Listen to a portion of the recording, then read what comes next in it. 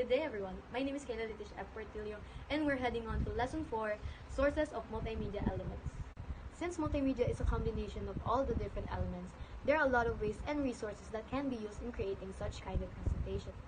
Some presentations can be best described using more if still images or pictures, while others are into videos and movie clips. In some cases, when one is passionate about music and instruments, thousands of sound resources can be integrated into the presentation. When creating multimedia, it is necessary to identify the needed files or objects and their resources. It is important to limit the time for looking for unnecessary elements which cannot be really used in the presentation. Analyzing the quality and acknowledging sources are necessary later on. Let's move forward to the sources for text. Text can be sourced out from various references. This may include information from print materials such as books, articles, journals, and newspaper. Articles and information that can be downloaded from the internet are also good sources of information, but they need careful evaluation.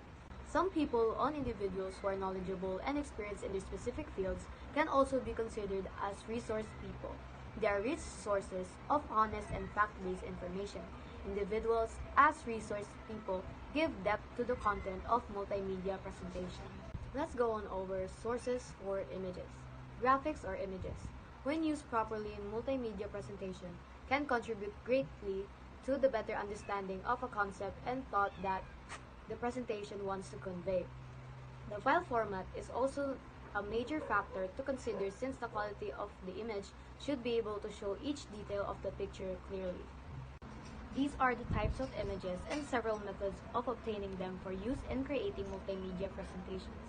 However, when sourcing for images online, it is highly advised that a better understanding of copyright and Creative Commons licensing application be considered and applied. Drawings. These are illustrators drawn by hand, mostly in two-dimensional form. Basically, drawing materials such as pencils, colored pens, charcoal, watercolor, crayons, and many others can be used to draw figures and objects. Drawing is the oldest existing method of representing art. Next up, we have photos. These are representations of a person or scene in the form of a print or transparent slide using a camera.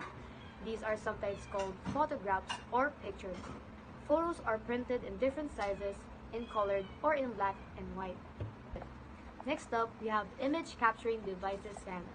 A scanner is a device that converts hard copy information like printed page, graphic image, photograph, and etc. into digital data, translating the information into a file that can be stored in a computer. Thus, it is possible to make a digitalized copy of a printed page, graphic page, or a photograph. Next up is camera. To capture live moments and events, the camera is the best tool to create a print and digital copy of each moment.